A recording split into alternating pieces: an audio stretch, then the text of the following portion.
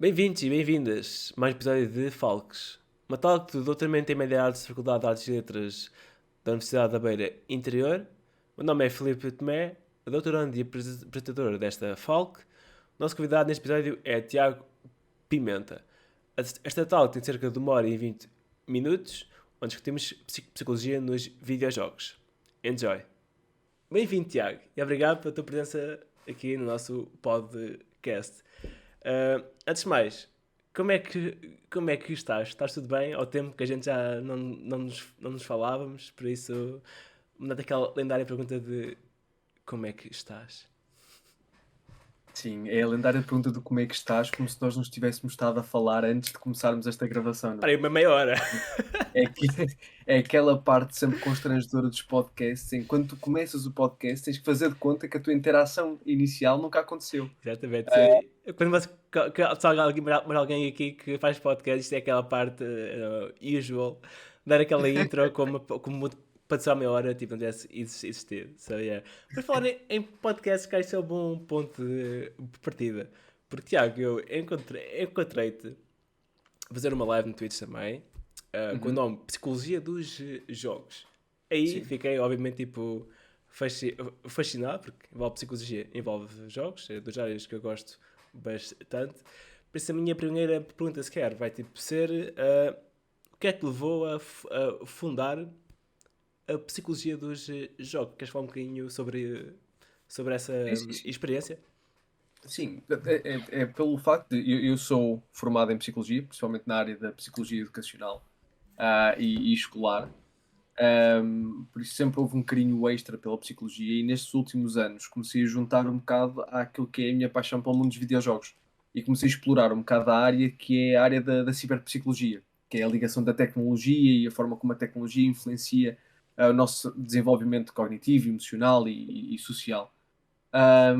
E comecei a explorar um bocado mais o mundo dos videojogos, de que forma é que os videojogos tocam nesse desenvolvimento, ou que estratégias, estratégias ligadas à psicologia ou ciência comportamental é que são utilizadas nos videojogos para manter Uhum. a atenção das pessoas, para desenvolver as estratégias, dessas coisinhas todas. E a partir daí surgiu a psicologia de jogos, dizendo, ok, vamos retirar um bocado os preconceitos que existem à volta dos videojogos e das pessoas que jogam. Vamos começar a desconstruir isso e vamos inserir um bocado da saúde mental aí no meio.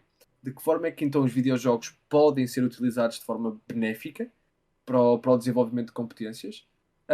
E no meio da poluição toda de informação sobre os videojogos, o que é realmente verdade? E eu acho que essa conversa até é mais importante, que é o que é realmente verdade, porque às vezes nós temos um polo que é os videojogos são a segunda vinda de Jesus Cristo e vão resolver os nossos problemas todos, e do outro lado temos os videojogos são o pior mal nesta terra e causam violência e tudo.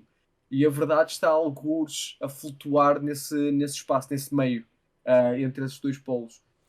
Já E agora, eu acho que é interessante. desculpa a interrupção, se calhar tipo a verdade que são várias verdades, não é? Porque se vamos a ver, Exatamente. tipo, uma verdade não dá para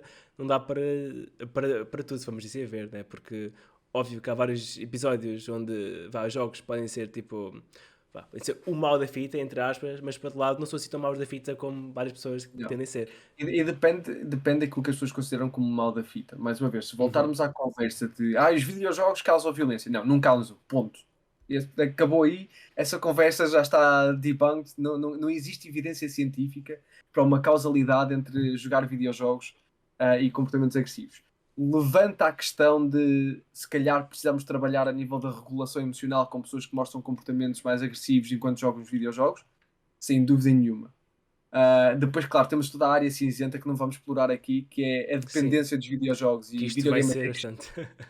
que é toda uma área cinzenta que nem sequer há consenso entre profissionais de saúde mental de que isso efetivamente existe ou não. Já agora tocaste aí num ponto interessante que é tipo de vício dos videojogos e Sim. agressividade e pronto, não é de estudos e isso tudo, que concordo completamente, mas quero dizer um bocadinho às pessoas que nos estão a ouvir. Lembras-te de uma vez que dei-te um artigo pelo Twitter que era sobre os estudos do vício dos videojogos e que até Hum, nesse vício eles falavam tipo que há já 30 anos atrás que falavam disto, e ainda há mais anos atrás falavam sobre o vício dos jovens da área da programação.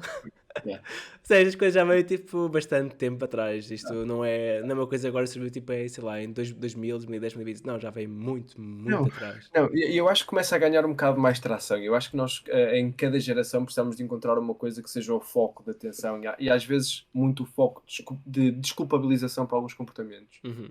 E os videojogos acabam por ser um bom target para isso, acabam por ser uma boa forma de conseguir isso. Por exemplo, existe um jogo que me vem sempre à cabeça e podemos ligar à parte narrativa aqui e fazer a ponte para a narrativa, que é o Detroit Become Human. O jogo sobre ser humano, é. Exatamente. Que o jogo, quando saiu, houve um backlash enorme por causa Fala, de. eu vou só aqui buscar aqui o jogo. Força, força. Houve um backlash enorme por causa da representação de violência doméstica no jogo. Em que houveram imensos problemas porque o jogo, ao demonstrar violência doméstica, muito bem, obrigado, Lenka. O jogo, o jogo, por demonstrar violência doméstica, foi assumido que o jogo levaria a mais casos de violência doméstica. O que não existe qualquer tipo de prova científica e tivemos vários profissionais da área da saúde mental a falar sobre isso e literalmente a dizer não, a forma como o jogo lida com essa situação é uma forma bastante controlada, a narrativa faz todo sentido e temos uma coisa que os videojogos permitem que mais nenhum meio permite, que é mesmo pessoas que são agressoras vão poder, se calhar pela primeira vez, jogar o jogo e experimentar o que é estar do outro lado. E ter pela Bom primeira ponto. vez uma possibilidade de desenvolver a empatia, que não quer dizer que acabe com o abuso, mas que promove outros tipos de perspectiva. Opa, eu acho que isso é fantástico. É que talvez pode não criar empatia, mas talvez começar o início de simpatia, não é? Começar a ver tipo o outro lado também. Sim, E é a graça do mídia dos videojogos, né? O mídia interativo, não é? Tipo, óbvio que ver um filme pode dizer estes sentimentos, a gente não está a dizer o contrário.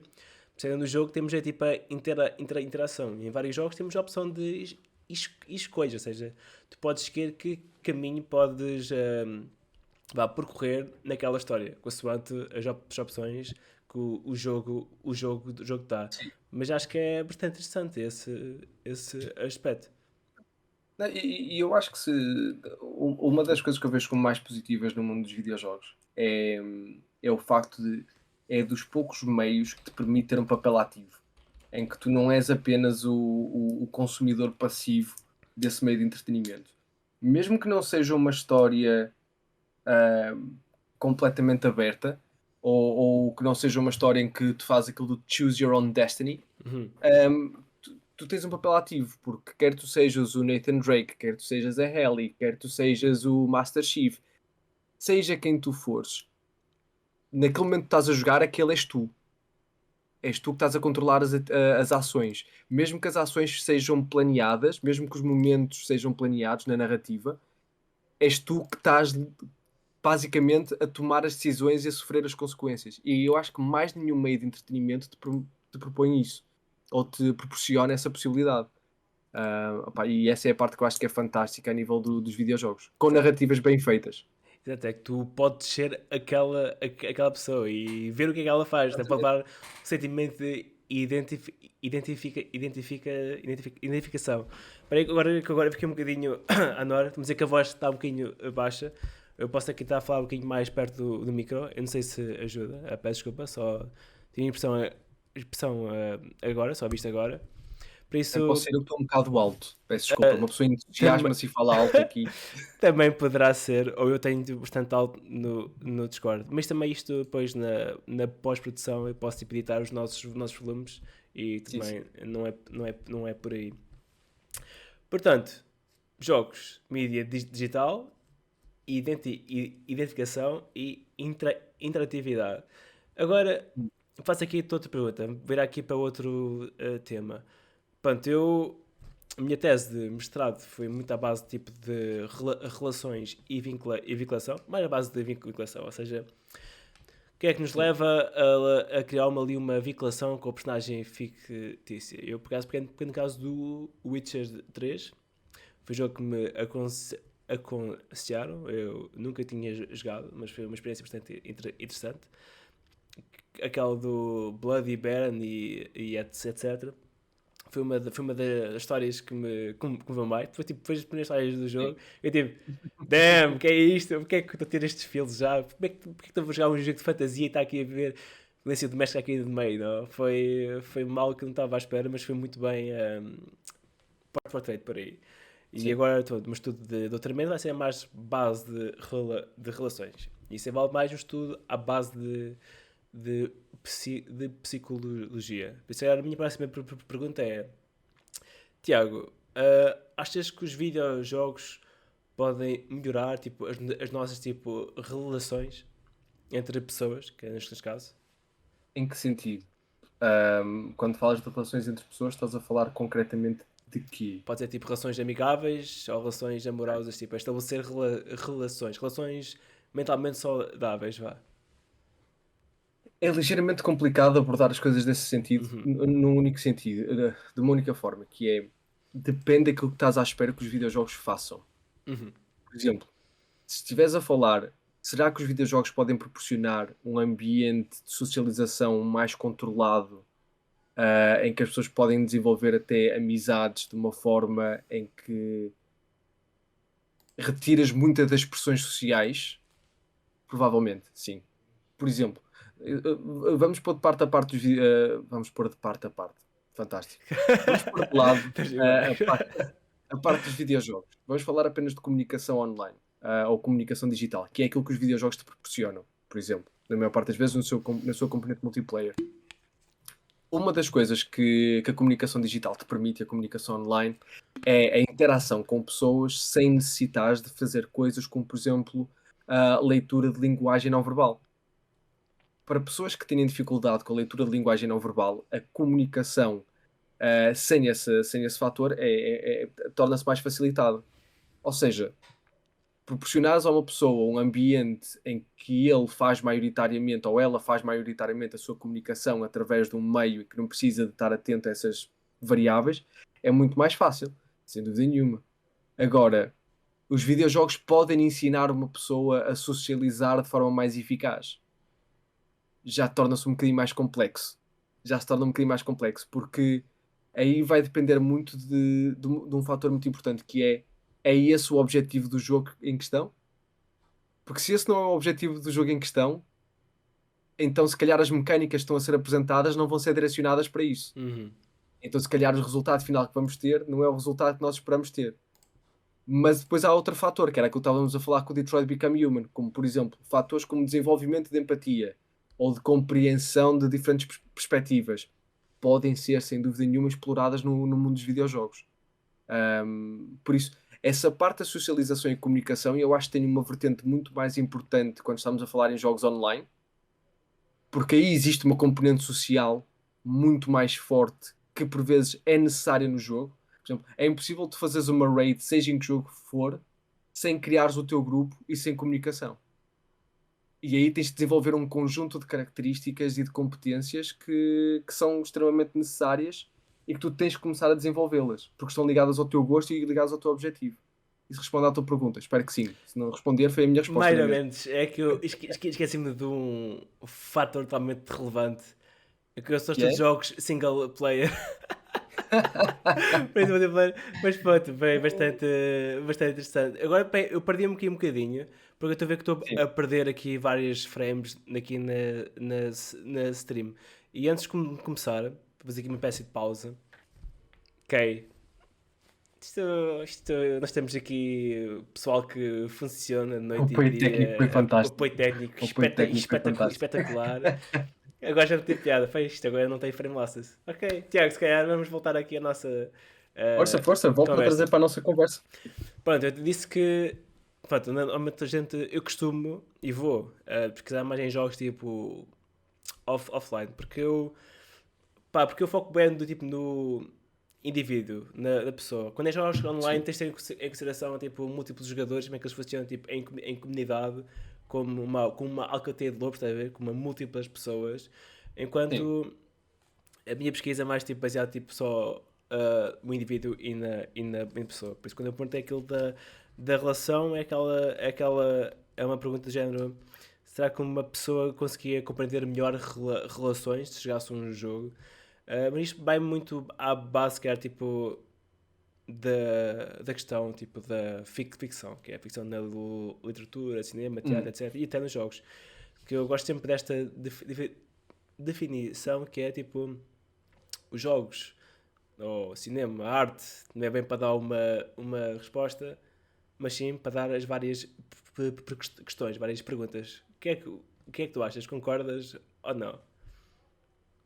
Então, da tua perspectiva, estás a Sim, sim. dizer. Isto Sim, acho que a gente não tem de dar uma resposta por si, mas que se dermos tipo, a várias perguntas, deixamos a nossa audiência com uma pergunta, vai, tipo, sim. sobre a vida, acho que a história flui muito pior. Não sei se faz É uma sentido. possibilidade de refletir, não é uma Exato. coisa que te é dada já digerida. És tu que tens que digerir a informação. Portanto, Eu acho que isso acaba por ser o sinónimo de uma boa história. Eu acho que, por exemplo, eu há pouco estava a perguntar às pessoas que histórias é que ficaram com elas ou que narrativas é que ficaram com elas. uhum, Eu acho que as narrativas que ficam connosco e as histórias que ficam connosco são aquelas que, quando nós acabamos, damos por nós ainda a debater o processo, damos por nós ainda a pensar mas porque é que aquilo aconteceu desta forma, ou que impacto é que aquilo teve, e começamos a criar as nossas teorias à volta das coisas. Eu acho que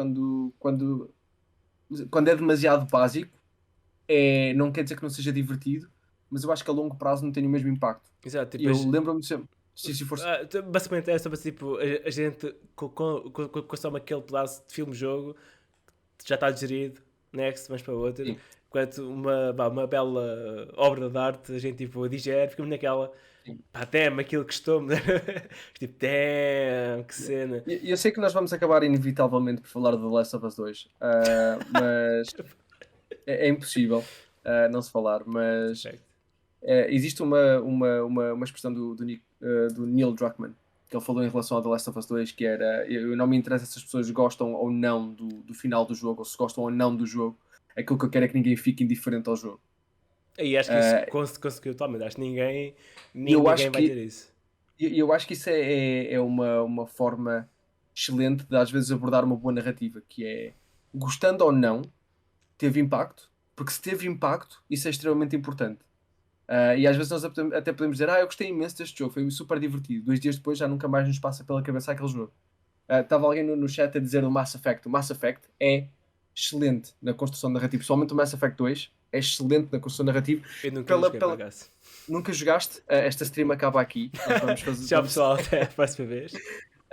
Mas o Mass Effect a nível da construção narrativa é muito bom, principalmente por causa da quantidade de possibilidades que tu tens e o controle que tu tens ou que tu sentes que tens sobre a narrativa e sobre o que está a acontecer. Por exemplo, da tua perspectiva, vamos imaginar também que tu estavas a trabalhar num AAA game, Uhum. tipo Mass Clássico. Effect e por aí fora. Claro, é aquilo que tu fazes todos os fins de semana, Exato, por amor exato. de Deus. Tu hoje estive para Ah, 3 triple A's. Yeah. mas vamos imaginar que tu estavas a trabalhar no AAA, estavas a trabalhar como Narrative Coordinator ou Producer ou qualquer coisa assim do género. Tu, ao saberes que vais escrever centenas ou milhares de linhas de diálogo que nunca vão ser lidas, como é que achas que isso te fazia abordar o processo criativo? A saberes que ias estar a escrever tantas variáveis, que se calhar até mais ricas do que aquelas que estão facilmente encontradas, mas que nunca vão ser exploradas, ou provavelmente nunca na sua plenitude. Pá, dizia, pá, é outro dia no trabalho, tipo, é uma coisa que tem de ser quando há estas, tipo, opções de diálogo, até às vezes, tipo, opções de diálogo, tu, tipo, tens uma opção, ok, que é apontar, olá, tudo bem, a opção B, como está? Já há muitos casos que é tipo, opções de diálogos é a mesma. E depois, óbvio, a gente mete mais ênfase entre as opções, tipo, olá, tudo bem. E o gajo pede, epá, já, estou bem da mal. Eu digo, desculpa por estar assim. Hum. Enquanto a outra resposta podia ser tipo, olá, tudo bem? Ah, não, estou mal. E depois a resposta seria tipo algo casual para as duas. Ok, olha, eu estou bem. Estás a ver? Ou seja, depende muito de como a forma de como se constrói. Mas sim, óbvio que ficava triste, mas tipo, eu percebia bem o porquê. Porque epá, Sim. há inúmeros jogadores, inúmeras escolhas, tipo escolhas melhores do que outras. Inúmeras E, combinações também. exato, e isto depois quando é assim, tipo, é costuma ser tipo. Isto é em equipas, certo? Já tens várias equipas de escritores que trabalham na área dos videojogos e já tem que coordenar. Olha, tu vais escrever aqui a linha ideal para estes personagens, vou escrever aqui para esta. Vamos ver se isto tipo, dá tipo Sim, clique com a audiência de nós sim. E depois deste. é outra coisa que é super interessante, porque quando nós falamos da construção de videojogos, e falamos da escrita, falamos desse processo todo, não é uma equipa isolada, não é uma equipa que funciona sem comunicação com a outra. É impossível a equipa de narrativa trabalhar sem coordenar, por exemplo, com a equipa de design, que vai ajudar a trazer para o mundo visual aquilo que é aquilo que está a ser apresentado por palavras. E depois também temos a equipa que está a Uhum, trabalhar exato. em todo o gameplay e de que forma é que o gameplay vai impactar a história e vai impactar o desenvolvimento emocional das personagens. Ou seja, não é uma bolha isolada dentro de uma equipa. Acaba por ser, é um trabalho multidisciplinar e bastante bem construído, e em que tens de adaptar bastante. Se calhar é poder aqui tipo mencionar que tipo agora o pessoal de narrativa, tipo da história, é logo trazido tipo, logo tipo ao início para começar a tipo, produzir tipo a história, o gameplay, mecânicas, mas eu li um livro tipo de antigamente, vamos dizer tipo, sei lá, anos 60 ou os anos 70. Primeiro os game designers davam tipo, claro, que há mecânica, ok, que este jogo tinha esta mecânica. Depois a sua história, a sua narrativa era a base dessa mecânica, ou seja, a história vinha cá ainda por fim, vinha por último. Mas Sim. até faz sentido, porque tem a ver com os recursos. Nós agora temos mais recursos e o caralho. Mas só para arrebentar um Uhum. bocado essa bolha, Sim, isso é algo que estava a acontecer, por exemplo, há 5 10 anos atrás. E que por vezes ainda acontece em alguns estúdios indie, sim, em sim. que Sim. tu crias primeiro o jogo, ou aquilo que é a tua base de gameplay, e depois contratas freelancers para a parte narrativa e tu dizes, olha, agora Agora escreves, saca-me escreve aí, isto. saca-me aí um momento que faça as pessoas rirem, se faz favor. Ou tira de da cartola um momento emocional para esta parte.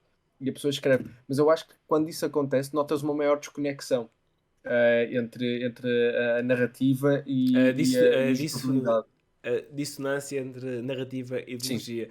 Por acaso, sabes onde é que eu senti isso da minha última vez que joguei jogos? Joguei onde? jogos a sério. Foi no The Last of Us 2. Não vou tocar, Bem, não vou tocar aqui, bem, bem. senão vamos embora. Mas Esta conversa não está a correr bem. eu sentia que havia a história, o psicológico, a narrativa de uma personagem um bocado diferente do gameplay da personagem. Mas também pode ser com o meu, né? Porque, ok, se Ah, formos sim, a ver, é automaticamente problema teu, sem dúvida nenhuma.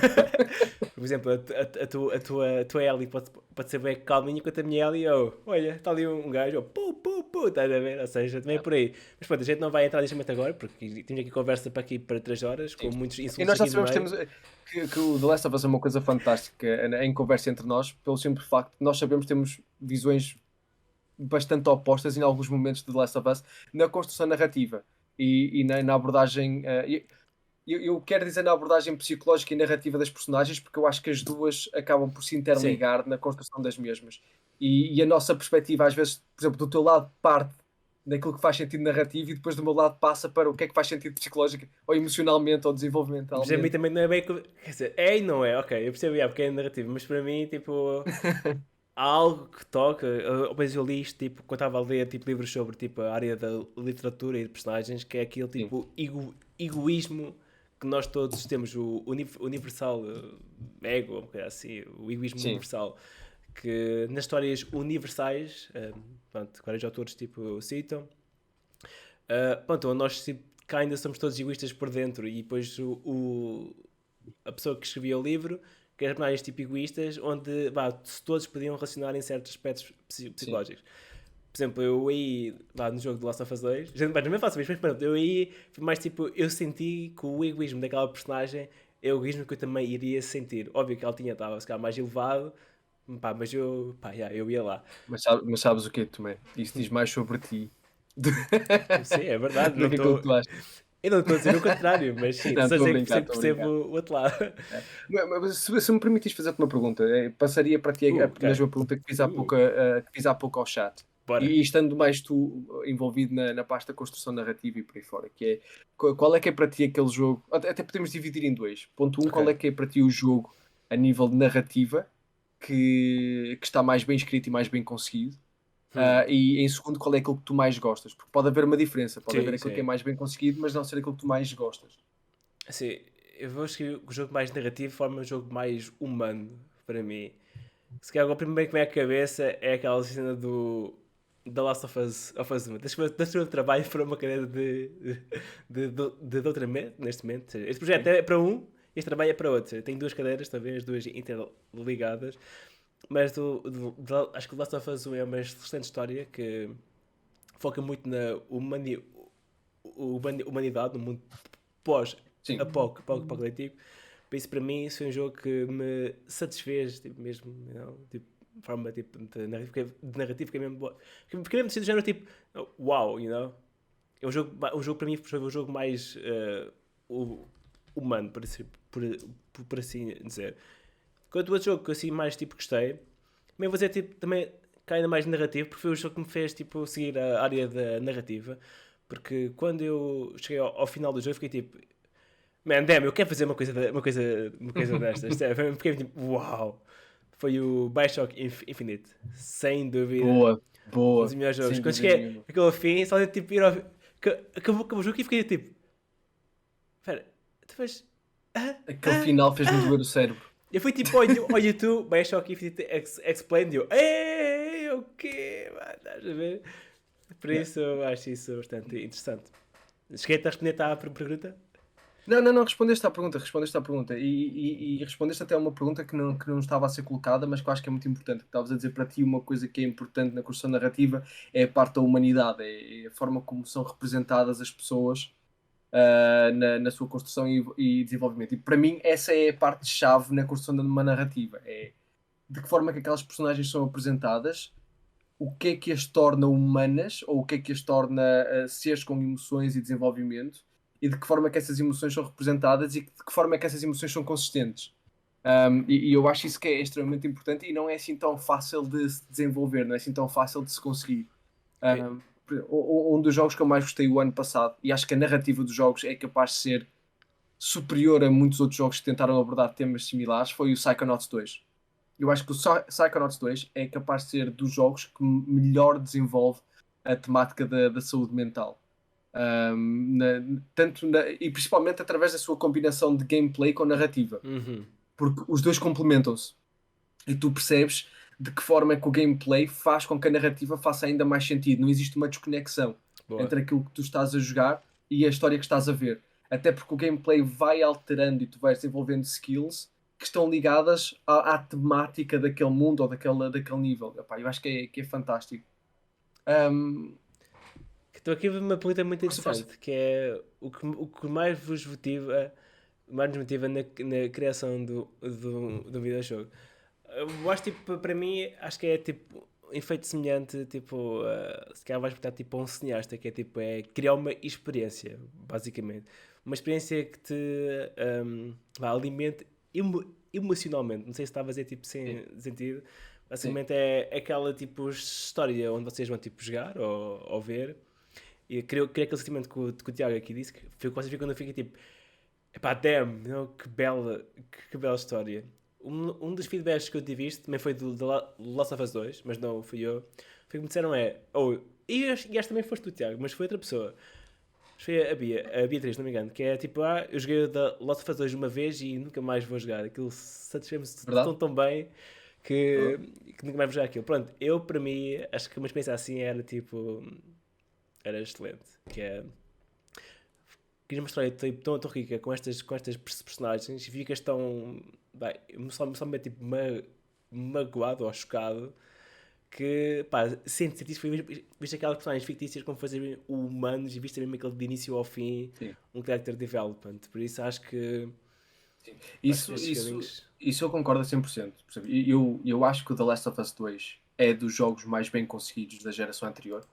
É para mim uma das melhores criações narrativas e uma peça de entretenimento que nós tivemos na última década. Ahm, mas eu não vou voltar ao jogo. Pois Ah, e- realmente estou aqui a dizer tipo, não, eu não queria jogar mais porque não quero sofrer novamente. Veja isto. Para mim, mensalmente. Exatamente, mas é exatamente isso. E é uma das coisas que nós já tivemos esta conversa, e é mais uma vez, e é aquilo que eu acho que é excelente na construção narrativa daquele jogo.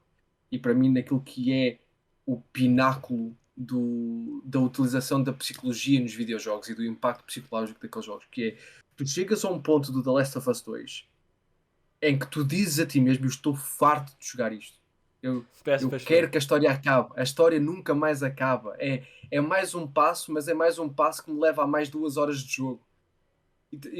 Tu tentes-te a arrastar emocionalmente no jogo. E depois faz-te aquele clique de ok, isto é exatamente o que estas personagens estão a sentir. E isso nós chamamos de relação entre jogador e personagem. Estar em sintonia para ter os mesmos objetivos. E Sim, leva a uma identificação ainda maior, mas só depois de dar esse clique. sim.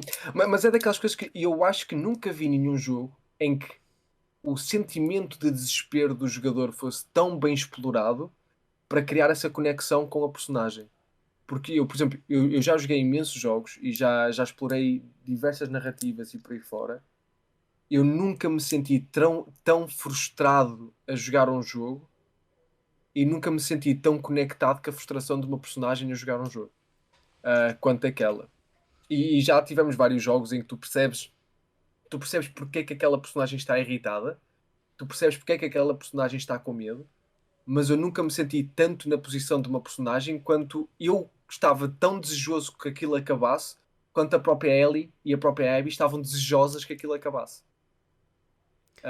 E, Opá, para mim fez todo sentido. então aqui uma outra pergunta interessante aqui da Rita, que foi, isso normalmente os vossos níveis de ansiedade, estar tipo de farto de estar ali naquele ponto e querem ver se aquilo se acaba. A mim, por acaso, aumenta a ansiedade, sim, porque isto também acontece Sim. nos jogos. Eu estou a percorrer a história e quero chegar àquele momento, tipo, ok, qual que é o final deste jogo? Como é que isto acaba? Ou quando é que o Kratos vai dizer ao O3 que ele é tipo um deus, por exemplo? Chegou a uma parte que eu Ei, estava... spoilers.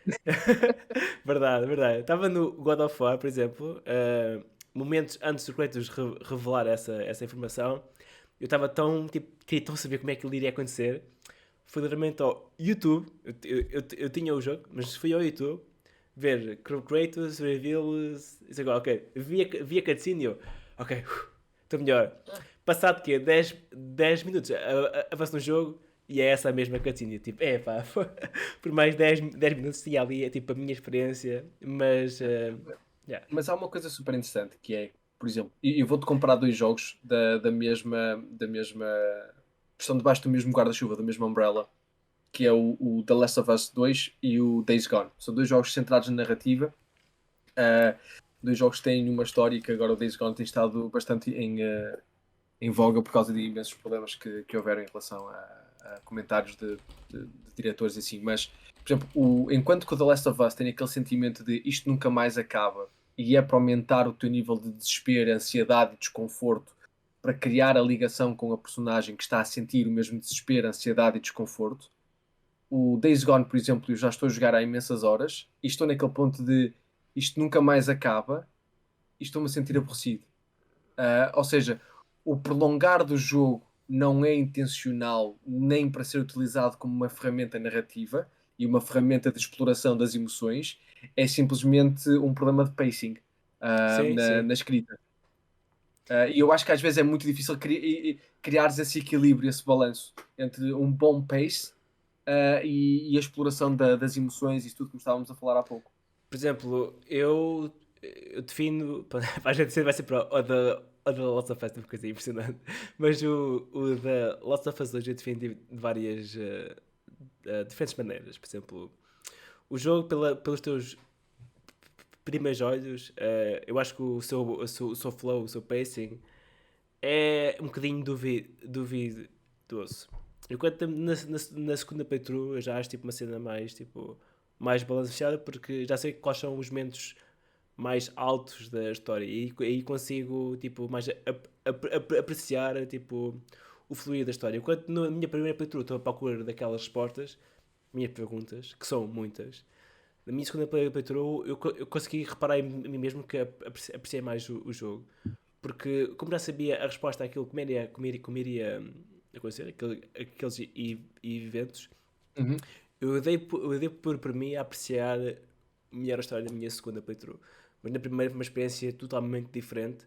E até, não vou dizer traumatizante, que é uma palavra muito forte, mas não foi uma experiência muito boa. Mas pronto, Sim. isso é o meu, Mas, por ponto de exemplo, mas vista. leva-nos a uma questão muito interessante, que é como é que tu podes utilizar a narrativa para explorar a ligação emocional das personagens? Porque, e voltando à que começávamos a falar ao início, que é os videojogos são um dos poucos meios, se não o único meio, que te permite estar em controle do que está a acontecer. Ou dá-te Uhum. uma falsa sensação de controle. E eu acho que é mais por aí. Dá-te uma falsa sensação de controle. Porque a verdade é que tu estás a jogar uma coisa que está tipo nos carris. Independentemente daquilo que tu queiras ou não fazer, é aquilo que vai acontecer. Porque, por exemplo, no The Last of Us, como no God of War e por aí fora, tu não tens escolhas. A história é linear. É-te dada uma falsa sensação de controle. Tu achas que tens controle sobre a narrativa porque estás a controlar a personagem. Mas na verdade tu não estás a controlar nada. Estás simplesmente a seguir os story beats que são propostos. Isso é, Um, isso é um bom ponto. Já agora, força. deixa-me só aqui o meu comentário que lembras-te daqueles comentários no Twitter do Neil a dizer tipo hashtag not my Ellie. Ou seja, levou àquele ponto de tipo. Como é que é dizer? Tipo, de jogador tivesse aquele sentimento que a personagem ias pertencia. Sim, sim, Não sim, é? sim. Não é? Acho que é mais Sim. também por aí, a cena dos Acho, jogos. A sim, identificação. sim, eu acho que por vezes acontece isso. E as pessoas fazem quase como um processo de transferência, em que de repente cria-se uma ligação demasiado próxima com a personagem fictícia e tu sentes quase e peço desculpa por utilizar estrangeirismos, mas tipo um sense of ownership sobre a personagem. E depois, quando a personagem não vai de encontro àquilo que tu idealizaste, mais uma vez cria-se o desconforto, cria-se tudo isto. Lembro-me sempre uma questão que, se não me engano, foi o Stan Lee que disse, se não me engano, Uhum. ou se não foi o Stan Lee, foi alguém do mundo dos comic books, que estavam a perguntar, por exemplo, em batalhas sobre super-heróis, quem é que ganha, o Hulk ou o Thor? E a resposta dele foi quem o escritor quiser. Porque não existe um fator real, não existe um controle de poder real. São simplesmente personagens fictícios. Tu podes tentar trazer racional para aquele mundo, mas não existe um racional. Vai sempre depender da narrativa e daquilo que for o objetivo final da escrita de quem está a escrever aquele jogo, ou de quem está a escrever, naquele caso, aquele cómic. E a mesma coisa acontece no mundo dos videojogos. Tu podes idealizar, mas é a Ellie que eu conheço, ou o Joel que eu conheço, não iriam fazer isso. Pá, mas a verdade é que tu não os conheces, são personagens fictícias que as pessoas que o estão a escrever acharam que esta seria o story beat que faz todo o processo acontecer. E é um processo ligeiramente mais complexo de pensar. Eu reparei que estava alguém no teu chat a perguntar se, Uhum. se acham que é possível sentirem essa ansiedade de querer que o jogo chegue ao fim sem considerar uma dependência. Não é uma dependência, é apenas uma.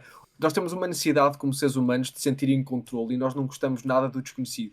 Nós gostamos de, Exatamente. de, de coisas que são previsíveis, gostamos de rotina, gostamos de coisas que nos trazem estabilidade. E rotina e preditabilidade, se não for essa a palavra, está lá perto.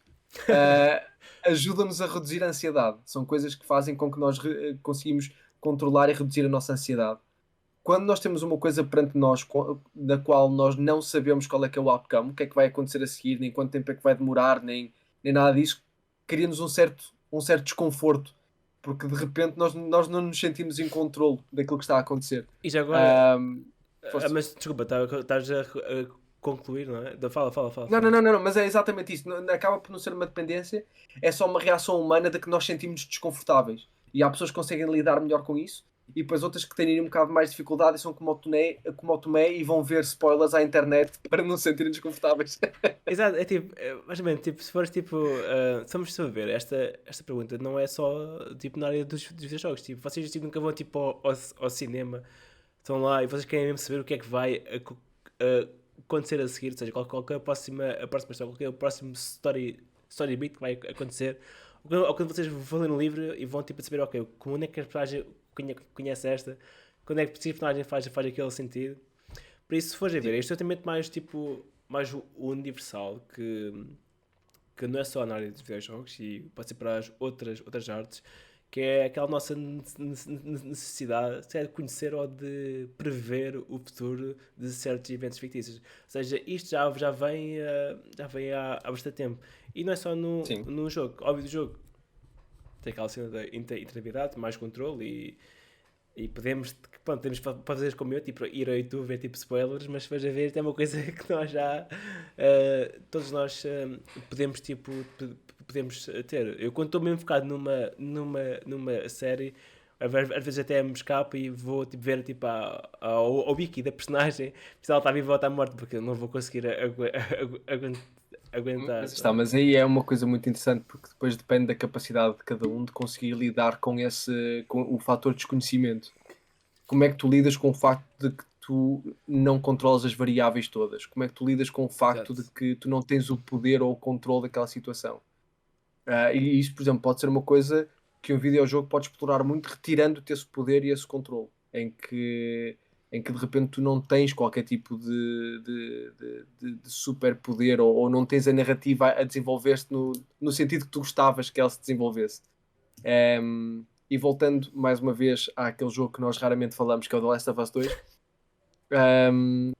uma das coisas que acaba por acontecer no desenvolvimento desse jogo foi exatamente isso. Eu acho que foi criada uma ideia daquilo que as personagens, principalmente duas das personagens deveriam de ser, que é a Ellie e o Joel, e quando de repente a narrativa entra em choque com a percepção ou a ideia que as pessoas tinham e a previsão do futuro e aquela zona de conforto que as pessoas tinham, aí criou-se um desconforto enorme em que essa não é a minha Ellie, esse não é o meu Joel. Nunca foram. Nunca foram. Porque não existe um sentido de ownership sobre aquilo. Faz sentido. Faz, Claro sim, que faz. faz sentido. Eu agora estava a pensar aqui noutro jogo que é bastante interessante. Nós ainda vamos falar aqui do tema de saúde mental na área dos videojogos. Não quero falar aqui do jogo em específico. Que o jogo, epá, para mim, eu identifiquei bastante com a personagem. Hum, E o jogo faz-nos tipo, ainda ver como é que é ver o mundo por os olhos dela. E uma pessoa com. Está-me a faltar o nome, peraí, deixa-me pensar um bocadinho. Este jogo é Hellblade. Hellblade. Yeah, yeah, yeah. Hellblade. Senna Sacrifice, yeah. E a personagem principal tem um. Acho que é uma psicose. Como é que Sim. esquizofrenia? É- existem ali vários tipos de perturbações de foro psicológico que estão um bocado juntos. Temos um bocado de esquizofrenia, temos outros tipos de perturbações, mas porque acabam por ser quase um amalgamar de diferentes coisas que a personagem vai experienciando ao longo dos. Mas eu acho que, se não me engano, o principal seria mesmo a esquizofrenia. Pronto, eu, Que pá, é pessoalmente, eu não comentado. sou esquizofrénico, acho eu, né? Yeah. Pronto, isto porque houve um ponto no jogo que eu consegui ficar bastante, que é, de repente, tiram-nos a nossa, pá, a arma vem de jogando, mas tipo, agora não há arma, só há exploração.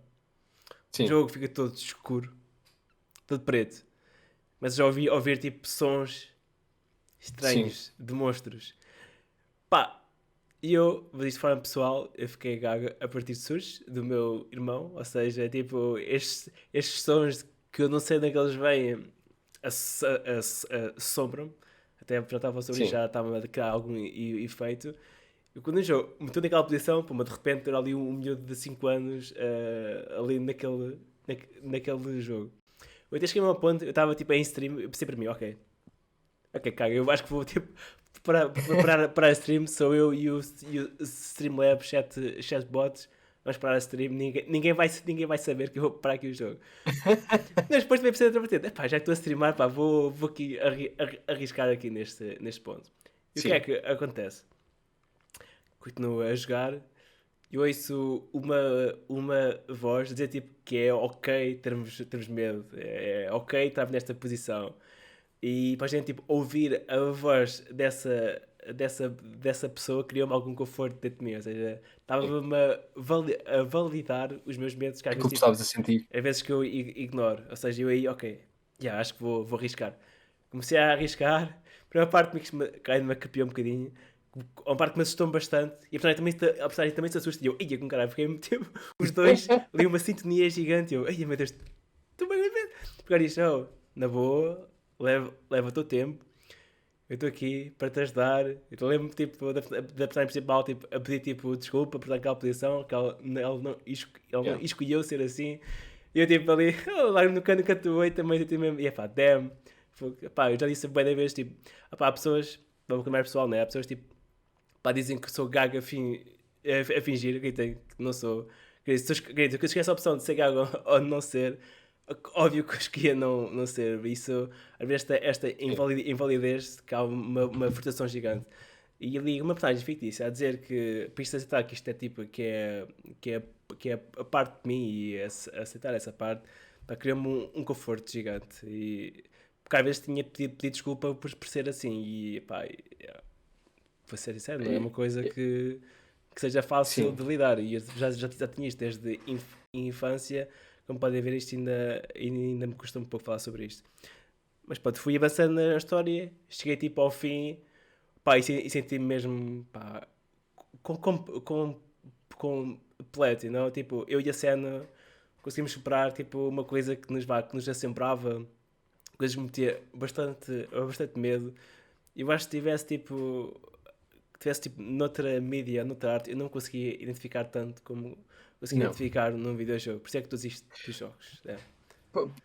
E aí há uma coisa, e há duas coisas que tu tocaste que são extremamente importantes, e que também depois estão ligadas àquilo que o It's Benny disse, ou que a It's Benny disse, que é tu tocaste no poder que a representação tem nos videojogos. E tocaste também no fator de tu não estás só a ler ou não estás só a ver o que é que uma pessoa na posição dela está a experienciar. Tu estás a experienciar junto com ela. Tu estás a jogar. É daquelas situações. Aquilo que eu faço sempre referência por exemplo, a diferença entre jogos de terror e filmes de terror. Tu, se estiveres a ver um filme de terror e tiveres medo, tens a opção de fechar os olhos. E independentemente daquilo que tu faças, a ação no ecrã vai continuar. Por isso, se aquele momento te mete medo, fechas os olhos, aquele momento passou, voltas a abrir, tudo tranquilo, não há problema. Se estiveres a jogar um jogo de terror, chegares a um momento em que tu tens medo, tu podes fechar os olhos, mas a ação parou.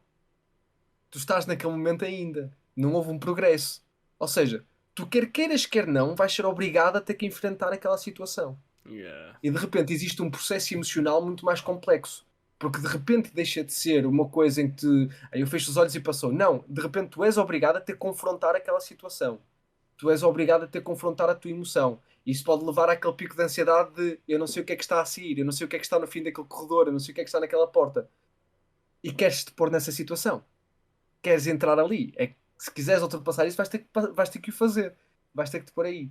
O outro fator é a mesma representação. It's Penny estava a dizer que existe um jogo chamado The Valley, em que o jogo é completamente escuro e tu jogas com uma personagem cega. O facto de estarmos a trazer agora pessoas com, por exemplo, com problemas visuais, o facto de estarmos a trazer pessoas de diferentes etnias, o facto de estarmos a construir narrativas para pessoas de diferentes etnias e pessoas com problemas com problemas motores, uma variedade de Uhum. problemas enorme, incluindo problemas de saúde mental. E estamos a trazer essas pessoas para o mundo narrativo sem as tornarmos um estereótipo, é fantástico. Porque nós até há bem pouco tempo atrás, quando aparecia uma personagem de uma etnia minoritária, era o estereótipo. Ponto. Quando tínhamos uma personagem da comunidade LGBT, era um estereótipo. Ponto. Não tínhamos mais inclusão do que irmos atrás dos estereótipos. Uhum. Sim. E nós agora não. Por exemplo, há uns bons tempos atrás, quando tu tinhas uma personagem que representava um problema de saúde mental, quem é que era essa personagem? Era o vilão.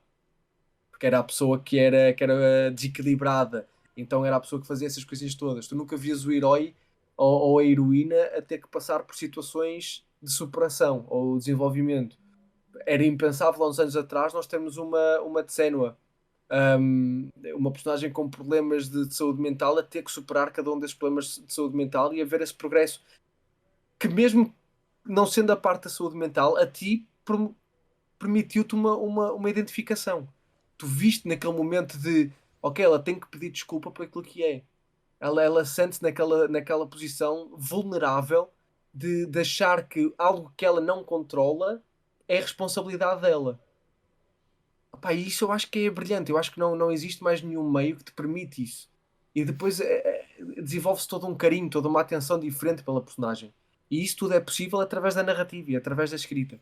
De outra forma, não seria possível da mesma forma. Exato, De e outra tipo. forma, não seria possível da mesma forma. Pronto, apesar de ser tipo uma mulher, né? Eu como homem consigo identificar totalmente com o aspecto psicológico dela. E até. E isso é sinónimo de uma boa narrativa, Exatamente. porque se estamos a falar de que só as mulheres é que se podem identificar com personagens femininas e só os homens é que se podem identificar com personagens masculinas, temos um problema de narrativa, porque aí estamos outra vez aqui nos estereótipos, porque ao final do dia somos humanos. Claro que vão haver temas que vão Claro. identificar-se mais com certos grupos, mas em geral, a nossa capacidade de sermos humanos é geral, não depende de teres ah, um pênis ou uma vulva. Exato, por exemplo, eu lembro de estar a preparar o podcast do Last of Us e falar sobre, neste caso, o Last of Us faz um. Que o outro momento que me pegou bastante à personagem foi tipo a Ellie a dizer tipo, que não queria acabar tipo sozinha. E Sozinho, depois vem sim. tipo o Joel a dizer: Oh, agora vai estar com o Tommy, vai estar da boa. E, tipo tu não me abandonas, já me todos a abandonar, tu queres me abandonar também? Eu tipo, bro, Sim. também, também dou medo nos filhos, Sim. basicamente, não? Que mesmo me consegui E identificar isso mais depois noutros liga, temas. isso depois liga só a uma capacidade que nós temos muito forte como seres humanos, que é a nossa capacidade de empatia. Que é a nossa capacidade, embora nós não estejamos nessa situação, eu consigo compreender como é que tu te sentes. E para mim, um sinónimo de uma boa narrativa não é quando tu tens que pôr as personagens a descrever detalhadamente como é que se sentem para eu conseguir perceber, é quando tu, através de pequenas interações, de pequenos diálogos, mostras-me como é que essa personagem se vai sentindo. E obrigas-me a ter que utilizar essa capacidade de empatia, obrigas-me a ter que utilizar quase o meu chapéu de detetive emocional para criar essa relação. Não é de repente o Joel diz que vai deixar a Ellie e a Ellie faz um monólogo do eu estou muito triste e sinto-me muito desesperada, quase tipo até que te Imagina. dizer a ti, até que te dizer a ti como jogador como é que ela está a sentir porque tenho medo de não perceberes. Por exemplo, existe uma pessoa no mundo dos videojogos que é bastante conceituada e eu acho que faz um trabalho excelente, mas eu acho que por vezes peca na narrativa, que é o senhor Hideo Kojima, que, que eu acho que por vezes os jogos dele depois batem um bocado nessa parte da narrativa, ou são demasiado complexos e tu literalmente não percebes nada do que é que ele estava a tentar fazer, ou então vão no sentido oposto, que foi, como foi aquilo que aconteceu com o Death Stranding, em que tu chegas a uma parte em que és quase spoon-fed toda a informação, porque existe quase um medo de que tu não tenhas percebido qual é que era a mensagem do jogo.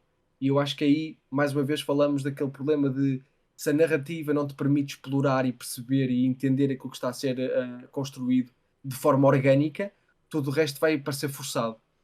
E eu acho que acaba por ser isso que acontece ali nessa construção narrativa. Sim, e depois isto é muito basicamente é depois à base de exposição, né? Como é que a gente quer que a nossa audiência perceba como é que a história está a desenvolver.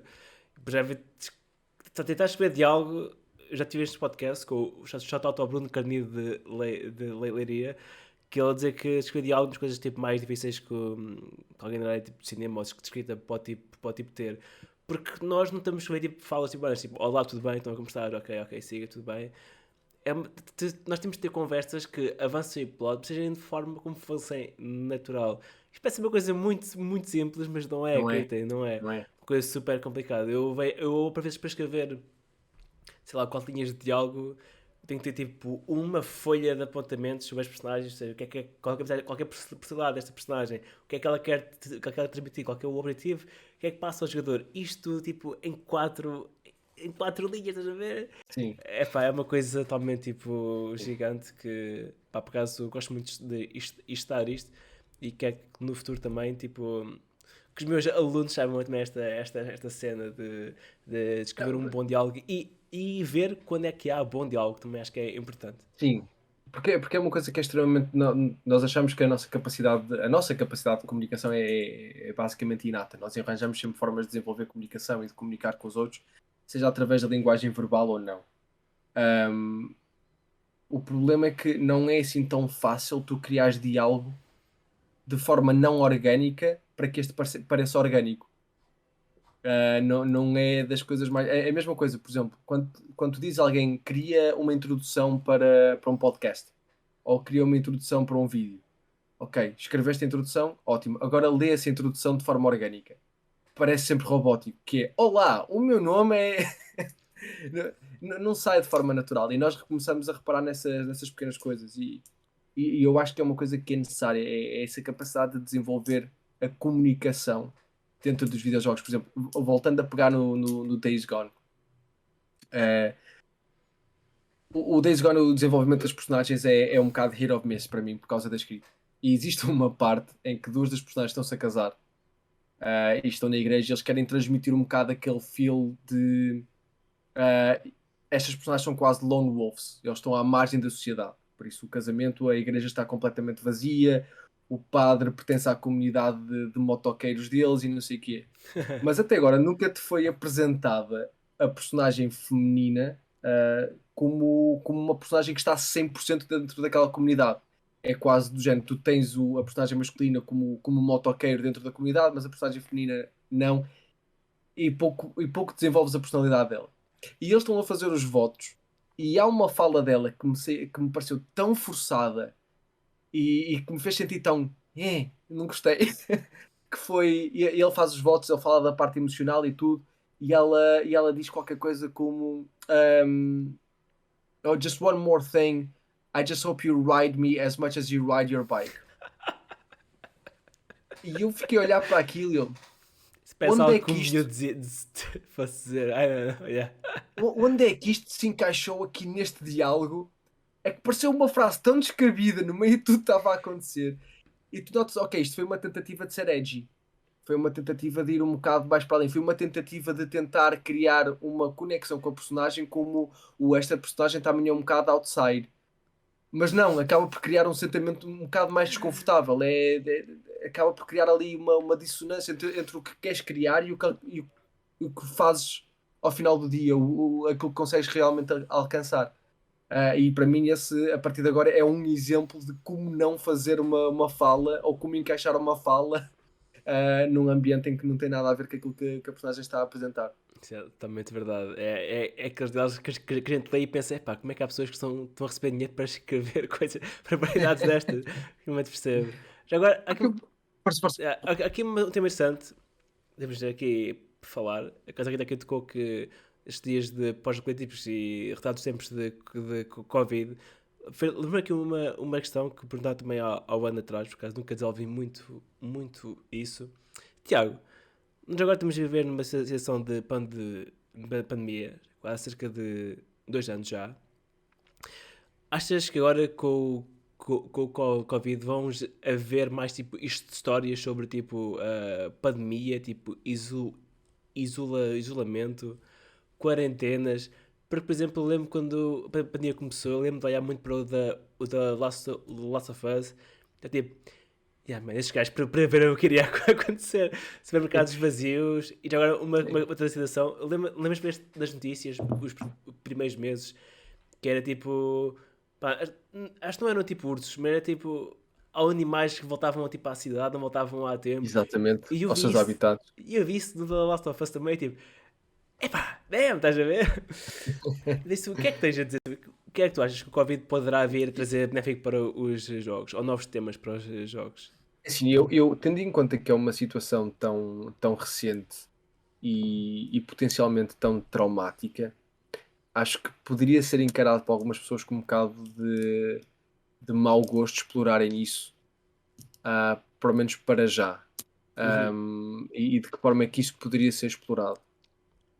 Por exemplo, eu lembro-me, até pegando nisso, por exemplo, o Rainbow Six Extraction que sai este mês para, ah, para todas as plataformas e mais algumas.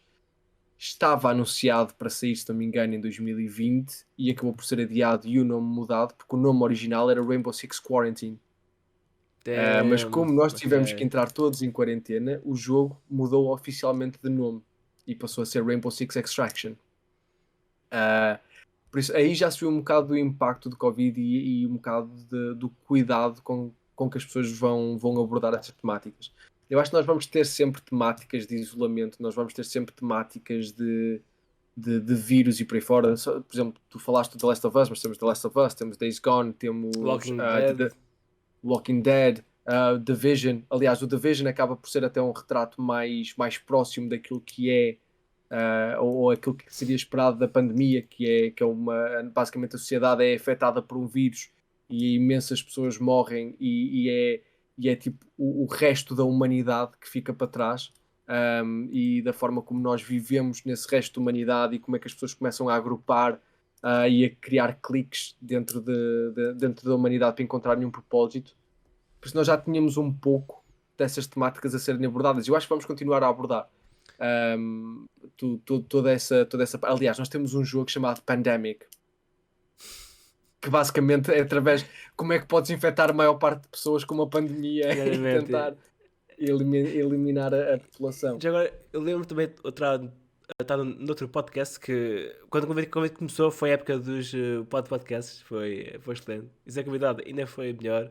Que é basicamente perguntar qual que era o jogo para jogar assim na pandemia. O jogo que te podia dar uma identificação. E eu pensei logo, sabes qual? Dead Stranding. Hum, Que tinha sido em 2019, a pandemia começou em 2020. Mas Dead Stranding foi uma cena tão boa. A cena tipo, estás aquele sozinho no mundo, sim, ligar pessoas, fazer as encomendas, estás com um indivíduo que é sim, bastante solitário, que vai criando e formando ligações ao longo do enredo, para mim foi algo muito bom. E cada um jogo, pá, outro jogo tão calmo, eu adoro, às vezes tipo, às vezes eu até posso instalar o jogo e meto a soundtrack do Death Stranding e vou só fazer encomendas e vou à minha vida e ouço podcasts. A sério, é um jogo tipo super calmo que por acaso gosto de ver. Foi o primeiro jogo que platinei para a PlayStation. É um jogo que sempre achei interessante explorar disto em tempos de pandemia. Apesar de não ser uma pandemia, por assim dizer, que é algo mais tipo, mais philosophy sim. kind, cenas dos BTs e da Beats e etc. Uh, para mim foi um jogo que eu achei bastante tipo interessante. Se aquele tivesse saído em 2020, ou ia gerar muito caos, ou seria já logo o jogo do ano, tipo logo assim de uma vez. Opa, eu tenho alguns problemas a nível Por exemplo, se nós estamos a falar de um jogo com problemas de pace, Uhum. ah, para mim esse é um dos jogos que sofre imenso. Ponto um, sofre imenso na caracterização daquilo que é o ser humano e daquilo que são as pessoas. E eu acho que os jogos de Kojima normalmente têm esse problema, que é a forma como as pessoas são representadas. Nunca me parecem totalmente humanas. Uhum. Há ali qualquer coisa na expressão emocional e na forma como as emoções são escritas que nunca bate muito bem. E mesmo na parte psicológica e motivacional das personagens, às vezes bate um bocado ao lado ali. Outra coisa que eu acho que existe um problema é que, para mim, eu ia dizer o Days Gone agora. Fogo. O Death Stranding é um jogo por segmentos. E é aquilo que eu quero dizer em jogo por segmentos, em que existem momentos claros de narrativa que estão separados por momentos claros de gameplay. E os momentos de gameplay não aumentam ou não dão continuidade a esses pontos de narrativa. Ou seja, tu tens um momento em que tens exposição, e tens imensa exposição através de cutscenes, por exemplo. Depois tens uma pausa para gameplay, e essa pausa para gameplay pouco ou nada acrescenta àquilo que é a narrativa ou o desenvolvimento da história. Por vezes é literalmente vai do ponto A ao ponto B, só quando chegas ao ponto B é que te acrescentam alguma coisa à história e depois tu vais outra vez do ponto B ao ponto C e acrescenta-te mais um bocadinho. E depois tens outra vez um bloco de narrativa e de exposição separado por outro bloco de gameplay. E isso faz com que tu tenhas momentos muito quebrados na construção do jogo, que faz com que haja ali um distanciamento a Achas, que- nível. achas que vai-te quebrar a imersão, não é? Quebra a imersão e acho que quebra também, por exemplo, e falando agora de uma perspectiva muito pessoal, quebra também o meu interesse. Uhum. Porque, por exemplo, aqueles momentos em que tu estás no vazio, se fossem momentos mais curtos, se calhar até ajudava. Porque pá, nem que fosse, por exemplo, e eu sei que por vezes acontece, tu tens alguns telefonemas no teu intercomunicador, que na maior parte das vezes é só, olha, vai ali àquele sítio. Mas se houvessem diálogos mais prolongados, se houvesse alguma aquisição de informação, qualquer coisa que fosse aumentando o teu conhecimento e lore do mundo à tua volta, enquanto estás nessa exploração, se calhar sentias-te mais conectado àquilo que estava a ser apresentado no jogo. E eu acho que existe ali um problema de pace e de narrativa e também de construção da parte emocional do ser humano. Um, Opa, mas pronto, mas isso aí pode ser uma coisa mais pessoal. Pode ser uma coisa muito mais Por exemplo, pessoal. eu não consigo fundamentar muito a minha opinião, só que só do Death Stranding, porque eu nunca joguei o jogo do Kojima, por acaso. Eu às vezes tipo, já analisei a sua saga do Metal Gear Solid, Sim. ao ver a plot e algumas cutscenes, até ele é conhecido por a cutscene mais longa nos jogos, que é tipo 1 hora e pouco no Metal Gear Solid 4, acho eu, se não me engano, que é só uma cutscene, mas já ouvi falar sobre isto, e não sei se é verdade. Mas só conheço o Death Stranding, por exemplo, e para mim Death Stranding foi uma experiência bastante positiva, porque pá, foi aquele primeiro jogo que eu queria jogar do lendário Hideo Kojima e eu, também posso entrar no jogo já com uma opinião alta e fui sempre mantendo. Mas Tiago, queria gerar aqui a conversa para outro tema, se calhar para fechar nos nossos últimos temas. A gente sabe que aqui conversa para durante horas e horas. A gente queria por isso criar só um podcast só, nós tínhamos conteúdo para todas as semanas. Vamos nos sentar e começar a reescrever jogos. Mesmo a Dizendo, olha, sério. este jogo aqui, opá, não gostei desta parte. Vamos então Vamos reescrever arriscar em direto. e ship it.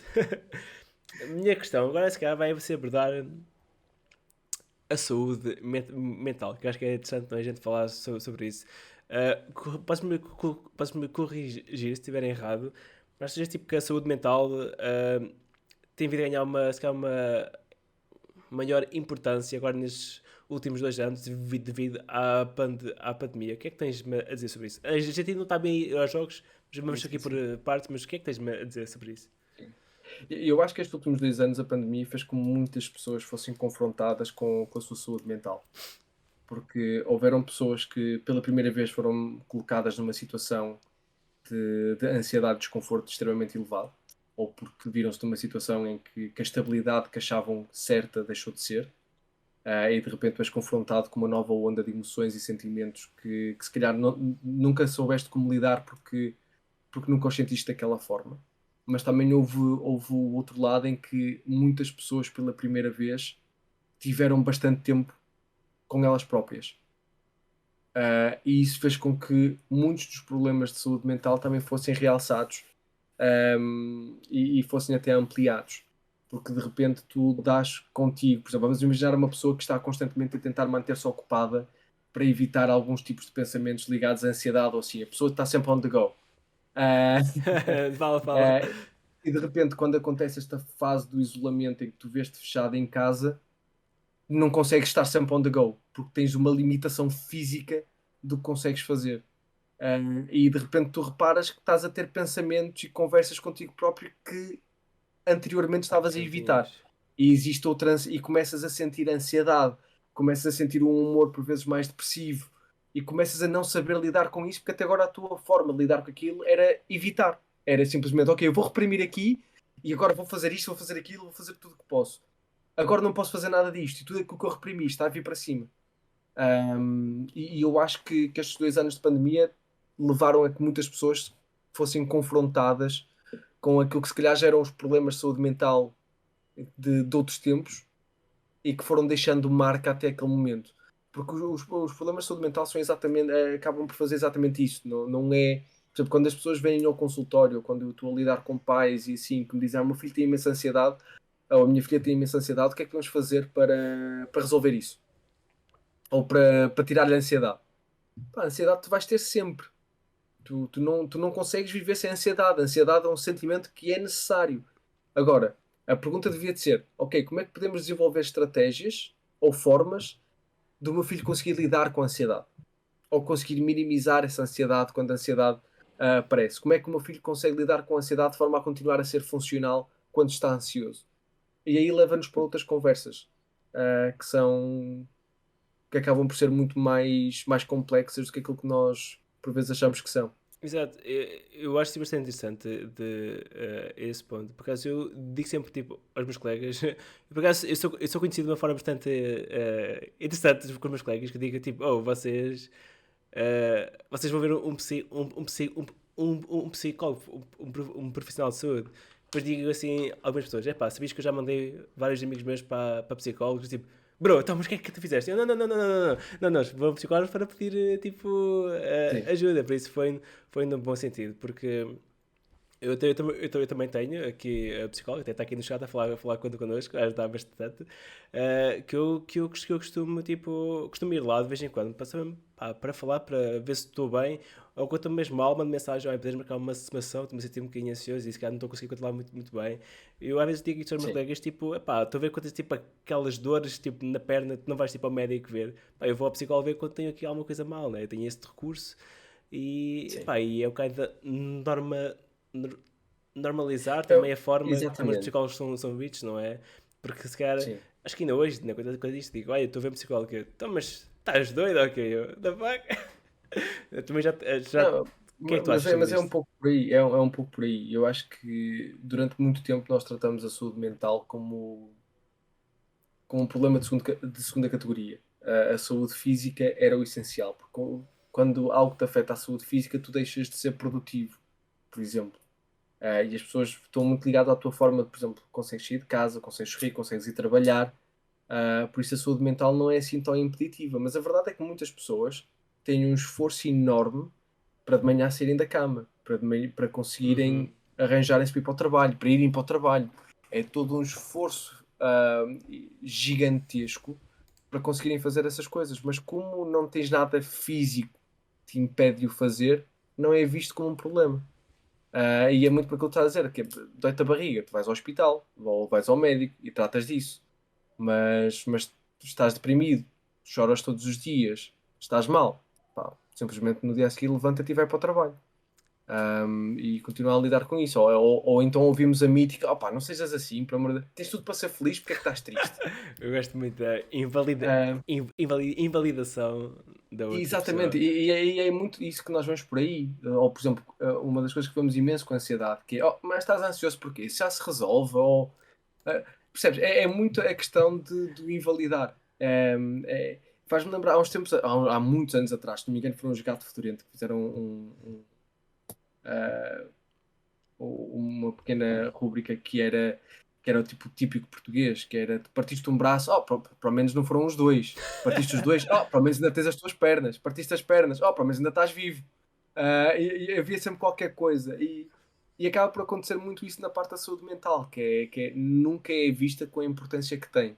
Porque se estás muito nervoso, acalma-te, tu consegues. Estás triste, mas olha, ri-te lá então, anda, vem connosco e faz isso. Por exemplo, uma coisa que eu acho que é um problema a nível de sociedade, que é a ideia do álcool como solução, que é: não queres sair de casa, vem beber um copo. Afoga as mágoas, tu ficas melhor. A utilização do álcool como quase como medicação para lidar com emoções mais desconfortáveis é extremamente nociva, e nós vemos cada vez mais jovens e adultos a utilizarem álcool como forma de lidar com emoções, não a desenvolver mecanismos de coping adequados, mas utilizar mesmo o álcool para fazer essas coisas. Eu, E eu, aí sim temos um problema sério. eu, por acaso, eu noto isso, né? Tipo, é ao contrário, se estou tipo triste, estou a passar numa situação bastante má psicológica, digo mesmo, ok, estás a ver álcool? Não vou buscar no álcool. Senão isto fica pior, vou beber grande café ou beber um chá, porque senão isto fica tipo pior e por acaso é uma coisa que às vezes tive reparo que às vezes o álcool neste ponto faz muito pior do que já é normal fazer, kinda. Por isso, se faz sentido o que eu Sim. estou a dizer. Outra se calhar outra parte aqui agora, se calhar na questão dos videojogos. Tiago, o que é que tens-me a dizer tipo, como os videojogos podiam ser utilizados como terapia? Achas que seria possível, talvez, falar sobre estes aspectos tipo de saúde mental no jogo? O que é que tens-me a dizer na possível possibilidade? Se achas que já algum podes dizer, Sim. pode tocar nesses aspectos, como a gente teve aqui a falar, do The Last of Us e o Hellblade, mas o que é que achas que um videojogo poderia ser podia ser aqui lançado como terapia? Acho que seria possível. Qual é a tua perspectiva como psicólogo educacional? Como é que isto poderia ser feito? E se é Eu, possível? eu acho que os videojogos têm potencial para. Eu acho que é daquelas coisas, tudo depende do teu objetivo inicial e da tua construção inicial. Por exemplo, se tivermos um videojogo que está a ser desenhado com a finalidade e com a pesquisa por trás de, ok, nós queremos alcançar este objetivo. Nós queremos, por exemplo, fazer alguma coisa para pessoas que estão a apresentar uma certa sintomatologia e que o videojogo seja uma forma de fazer X, Y, Z. Se o videojogo está a ser construído com essa finalidade, existe sempre a possibilidade disso acontecer, logo que haja a pesquisa e a sustentação teórica de porque é que aquilo acontece. Se tu me perguntas agora, por exemplo, os jogos mainstream podem ser utilizados para isso? Sim e não. Eu acho que, por exemplo, os jogos mainstream podem ser utilizados para a criação de uma relação terapêutica, principalmente quando estamos a falar com jovens. Pode ser um ótimo ponto de identificação e um ótimo ponto de início de conversa e um ótimo icebreaker. Eu lembro-me quando estava a trabalhar em escolas em Portugal, em frente ao meu escritório, colocaram PlayStation 2. Colocaram 3 PlayStation 2. E muitas das crianças que eram expulsas da sala e que depois não queriam vir ao gabinete de psicologia e as coisinhas todas, iam até àquela sala e ficavam a jogar videojogos. E eu saía do meu gabinete, e ia para a beira deles e ficava-lhes a fazer perguntas sobre os jogos, ficava a jogar com eles e tudo. E acabávamos por ter a consulta que depois era transferida para dentro do gabinete, mas começava através de uma console e através de um videojogo.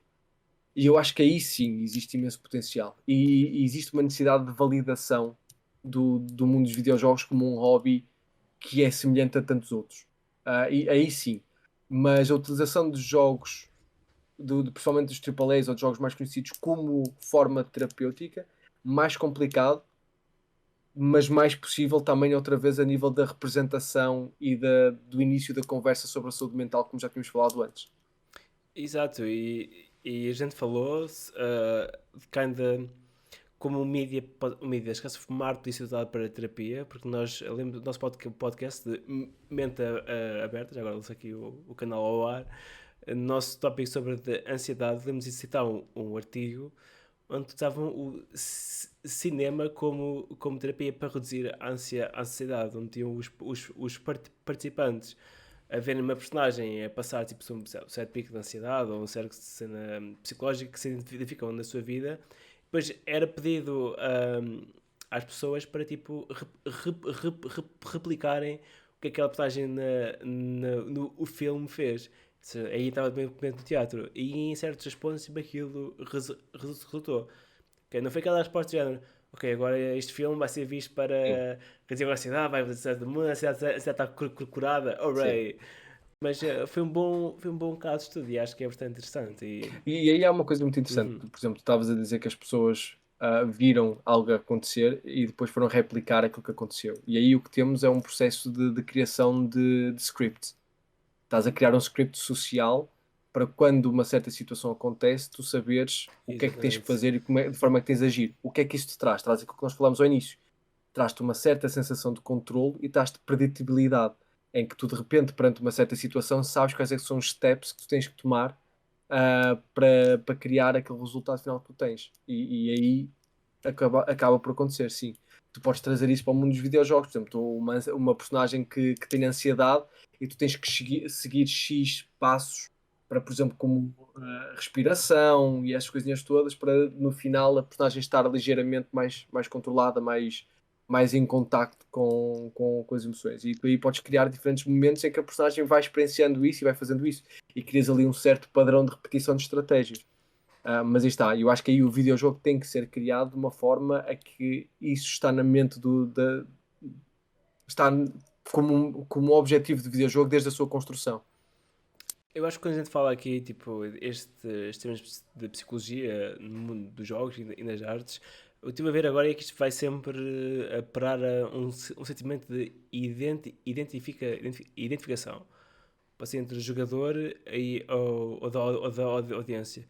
E digo já para quem estiver a ouvir isto, ou agora ou no futuro, caso queiram seguir mais nesta área, recomendo muito a pesquisar tipo, identificação na área da literatura, depois passar para o cinema, depois passar para os jogos. Porque isto, com o mídia, a literatura, a identificação vai ser diferente. Por exemplo, eu na literatura, estou tipo a ler, eu vou tipo, criar uma imagem mental como seria a personagem. Quando estou a ver uma peça tipo teatro ou a ver um cinema, posso ficar com a personagem porque já estou a vê-la.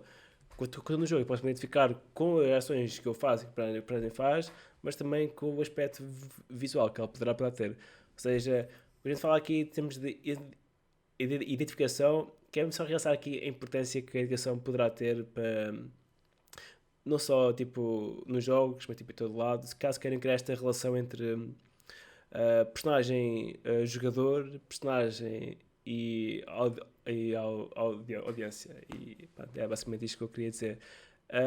Agora, se calhar aqui para finalizar, já vi que são 11 horas, já temos aqui um bom conteúdo. Vou tentar cortar aquela parte onde não houve, onde não houve vídeo, mas ainda bem que houve som, ou seja, já nos vamos. Tiago, vou-te perguntar a ti primeiro e depois ao chat. Queres perguntar aqui alguma coisa para fechar aqui a nossa conversa? Algum tema que queiras trazer aqui ao de cima?